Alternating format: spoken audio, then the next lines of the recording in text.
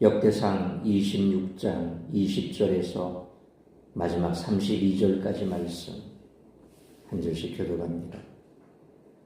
레위 사람 중에 아히야는 하나님의 전 곳간과 성물 곳간을 맡았으며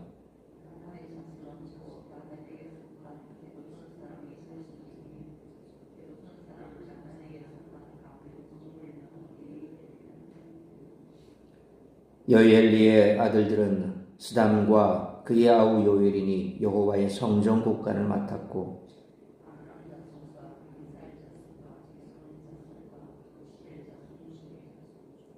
모세의 아들 게르솜의 자손 스부엘은 곳간을 맡았고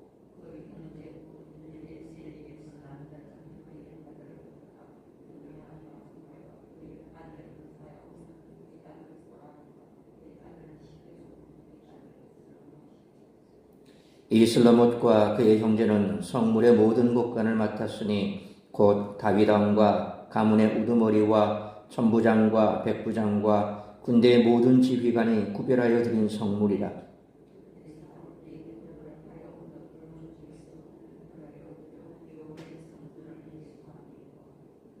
선견자 사무엘과 기스의 아들 사울과 넬의 아들 아브넬과 스루야의 아들 요압이 무엇이든지 구별하여 드린 성물은 다 슬로못과 그의 형제의 지휘를 받았더라.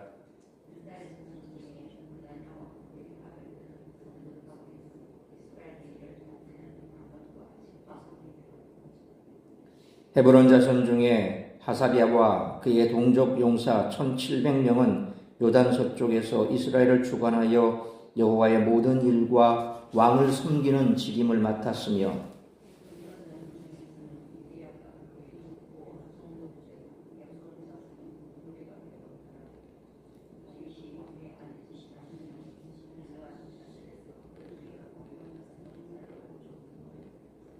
(32절) 같이 읽습니다. 그의 형제 중 2700명이 다 용사요 가문의 우두머리라. 다윗 왕이 그들로 르우벤과 갓과 므낫세 반 지파를 주관하여 하나님의 모든 일과 왕의 일을 다스리게 하였더라. 아멘. 오늘 본문 20절로 28절은 레위인으로 성전의 곳간을 맡은 사람들의 명단과 29절로 32절은 관원과 재판을 맡은 사람들의 명단으로 구성됩니다. 레위인들을 성전 관리들과 성전 밖 관리자들로 구별한 것입니다. 레위인들 중에도 성전과 관련된 직무가 아닌 행정이나 재판과 관련된 직무를 담당한 자들이 있었던 것입니다. 성물을 사용하는 사람들도 필요하고 그것을 잘 관리하는 사람도 필요했습니다. 전리품을 획득하는 사람들도 필요하고 그것을 안전하게 보관해서 적재적소에 사용하는 이들도 필요했습니다. 부르심은 같지만 섬기는 방식은 서로 다르게 주어졌습니다. 다윗은 적재적소에 사람들을 배치했고 그 관리자에는 모세의 아들들 게르솜과 엘리에셀의 후손들을 임명해서 잘 관리하고 있다는 것을 보여줍니다. 전쟁을 통해 획득한 전리품을 모두 하나님께 바쳤는데 사무엘과 사울 등이 바친 물건도 포함되어 있었습니다. 이제까지 이스라엘의 역사는 다윗이라는 한 사람에게 집중되어 이어졌고 그는 최선을 다해 하나님을 위해 바쳐진 봉헌물을 관리했습니다. 성전 밖을 관리하기 위한 관원들과 재판관들도 필요했는데 다윗은 레위 사람들을 임명해서 전국을 관리하도록 했습니다. 이것은 바로 다윗이 다스리는 나라가 제사장 나라라는 상징성을 더해줍니다. 이들은 모두 유능한 사람들이었으며 어떤 차별도 없었음을 오늘 본문을 통해서 확인할 수 있습니다. 이스라엘에서 성막이나 성전은 어떤 장소와도 다른 거룩한 곳, 구별된 장소였습니다. 그렇지만 다른 장소와 완전히 분리되어 있지는 않았습니다. 거룩함, 구별됨은 분리가 아니라는 사실을 성전에서 섬기던 레위인들의 역할을 통해서도 알 수가 있습니다. 따라서 이와 같은 오늘 본문의 말씀을 통해 우리들이 깨달아야 할 것은 첫째로 20절로 26절 말씀처럼 성물의 관리도 잘 이루어져야 한다는 것입니다. 역대기 저자는 제사장과 제사를 돕는 레위인들, 찬양대, 문지기들에 대한 설명을 마친 후에 곡간을 맡는 레위인들에 대한 설명을 이어갑니다. 성전은 하나님과 사람을 연결해주는 거룩한 장소였기 때문에 하나님의 임재가 나타나는 것일 뿐만 아니라 사람들이 하나님께 기도하며 예물을 바치는 곳입니다. 그래서 제물을 쌓는 곡간이 필요했습니다. 곡간은 성전 곡간, 성물 곡간, 그리고 일반 곡간 이렇게 모두 세 종류로 구분됩니다. 20절 말씀처럼 성전에는 하나님의 전 곡간과 성물 곡간이 있었습니다. 여기에 나오는 아히야라는 이름은 본절 이하에 나온 사람들과는 달리 23장 7절로 23절에 언급된 레위인 족장들의 명단에 들어있지 않은 이름입니다. 70인역에서는 아히야가 아델포이 아우톤, 그들의 형제라고 번역되어 있습니다. 따라서 본절의 아히야를 고유명사로 취급하지 않고 19절의 문맥을 고려할 때 고라와 무라리 자손들의 형제 레위인들을 지칭하는 것으로 보입니다. 하나님의 전 곡간, 곧 기물을 보관하는 곡간은 21절로 22절 말씀처럼 게르손의 후손들이 맡았는데, 이는 민수기 4장 22절로 28절 말씀처럼 출애굽 당시부터 게르손 사람들이 성막의 기물을 맡으라는 말씀을 따른 것으로 보입니다. 성물 곡간은 게르손 자손들이 아니라 모세 후손들이 맡았습니다.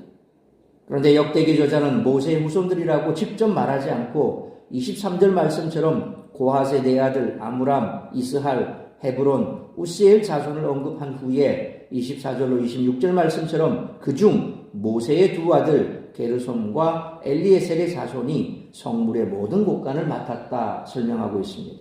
이는 아마도 모세라는 출중한 인물의 자녀들이 대제사장에 필적할 만한 사역이 아니라 곡간지기 직무를 맡았음을 보여줌으로써 그들 역시 레위 족속 중 한 가문이었음을 강조하고 있는 것으로 보입니다.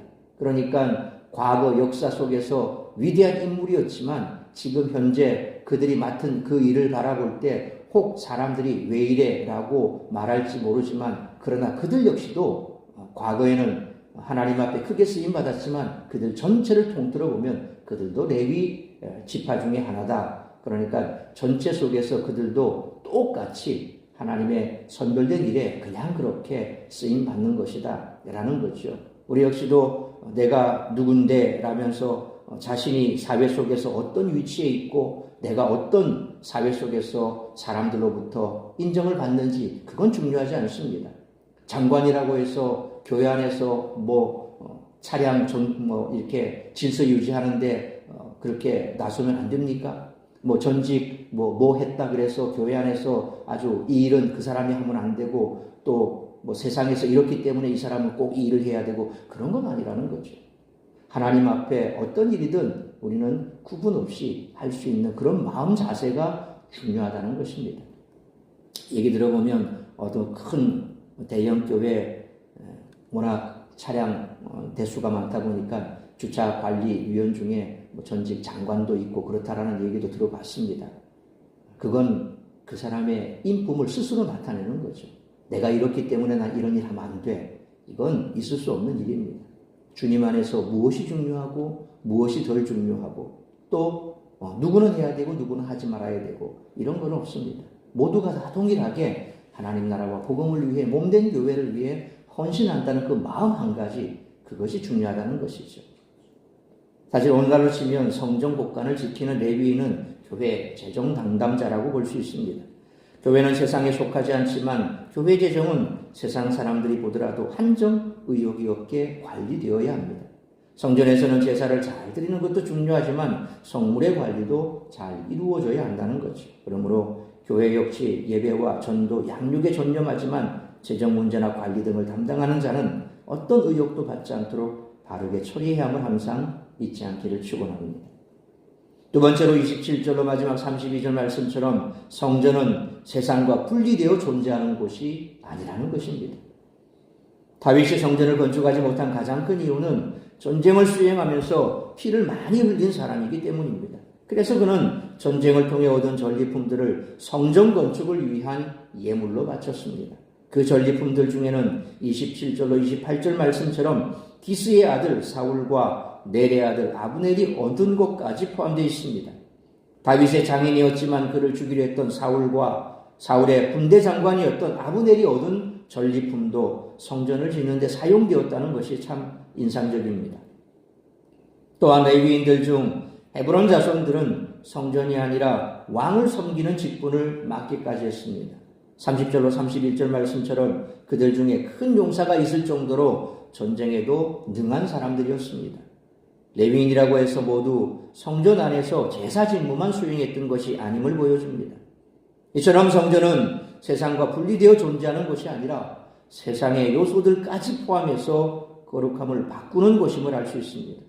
교회도 세상과 분리되어 존재하는 것이 아니라 세상 속에서 세상을 포용하고 변화시키는 역할을 감당해야 한다는 것입니다. 그래서 교회가 존재하는 것은 단순한 교회 자체만을 위해서가 아닙니다. 교회가 세상 속에 있는 것은 그 세상과 더불어 소통하면서 세상 속에 영향력을 끼치고 또 세상 속에서 세상 사람들을 변화시키며 그들을 또다시 세상 속으로 파송하는 선순환 구조가 이루어지는 것이 교회입니다. 그래서 그 어느 누구라도 교회 안에 들어오는 것을 막을 이유는 없습니다. 우리가 교회에 올 만한 사람은 이런 사람, 교회 와서는 안 되는 사람은 이런 사람, 자꾸 그렇게 구분 짓다 보면 결국 교회는 세상 속에서의 교회가 아니라 단순한 우리들끼리만의 교회가 되어 보이는 거죠. 그런 교회에 과연 주님이 계실까라는 것을 우리는 의문시해야 됩니다. 옛날에 그런 얘기가 있었습니다. 흑인과 백인을 아주 차별하는 그런 시대, 소위 미국 같은 경우에는 1970년대나 60년대 이런 데는 상당히 거기도 흑백 이 차별이 심했죠. 한 흑인이 너무나 예배를 드리고 싶은데 한 교회 앞에서 울고 있었습니다. 계단에서. 이유인즉슨 그는 흑인이고 그래서 너무 예배 드리고 싶었는데 찬송 소리가 울려 나오는 그 교회당 앞에서 들어가려고 했습니다. 그런데 교회를 지키던 분이 당신은 흑인이군요. 여기는 흑인이 출입할 수 없는 교회입니다. 쫓겨났답니다.